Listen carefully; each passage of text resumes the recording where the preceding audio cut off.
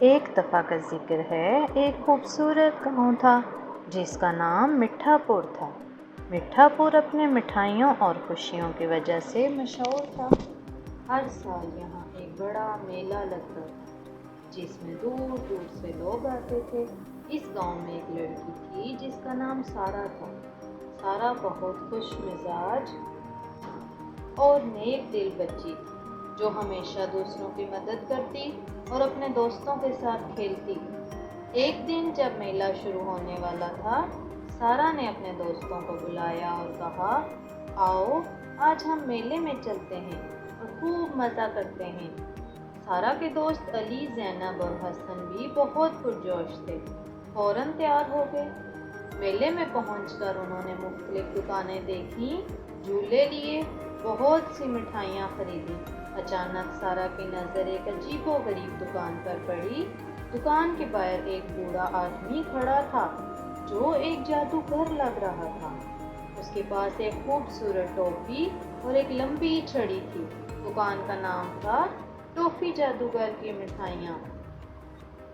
سارا اور اس کے دوست دکان کے قریب پہنچے اور بوڑھے آدمی سے پوچھا، آپ کون ہیں اور آپ کی دکان میں کیا خاص بات ہے؟ بوڑھے آدمی نے مسکراتے ہوئے کہا، میرا نام ٹوفی جادوگر ہے۔ میں جادوئی مٹھائیاں بناتا ہوں جو تمہارے خوابوں کو سچ کر سکتی ہیں۔ اگر تمہیں کوئی خاص خواہش ہے تو بس ایک مٹھائی کھاؤ اور تمہاری خواہش پوری ہو جائے گی۔ سارا اور اس کے دوستوں نے حیرت سے ایک دوسرے کو دیکھا اور کہا، یہ تو بہت دلچسپ ہے، ہمیں بھی ایسی مٹھائیاں کھانی ہیں۔ انہوں نے کچھ مٹھائیاں خریدیں اور کھانا شروع کر دی۔ سارا نے دل میں سوچا کہ میں اڑ سکوں۔ جیسے ہی اس نے مٹھائی کھائی وہ ہوا میں اڑنے لگی۔ علی نے خواہش کی کہ اس کے پاس ایک جادوئی کتاب ہو جس سے وہ سب کچھ سیکھ سکے۔ زینب نے خواہش کی کہ اس کے پاس ایک جادوئی باغ ہو جہاں ہر قسم کے پھول ہوں۔ حسن نے خواہش کی کہ اس کے پاس ایک جادوئی قلم ہو جس میں وہ کوئی بھی کہانی لکھ سکے اور وہ سچ ہو سکے۔ ان سب کی خواہشات پوری ہو گئیں۔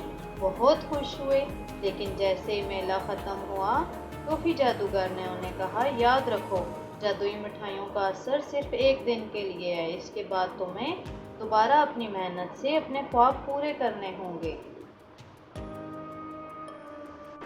پھر سارا اور اس کے دوستوں نے ٹوفی جادوگر کا شکریہ ادا کیا اور نئے تجربے کے ساتھ گھر واپس چلے گئے۔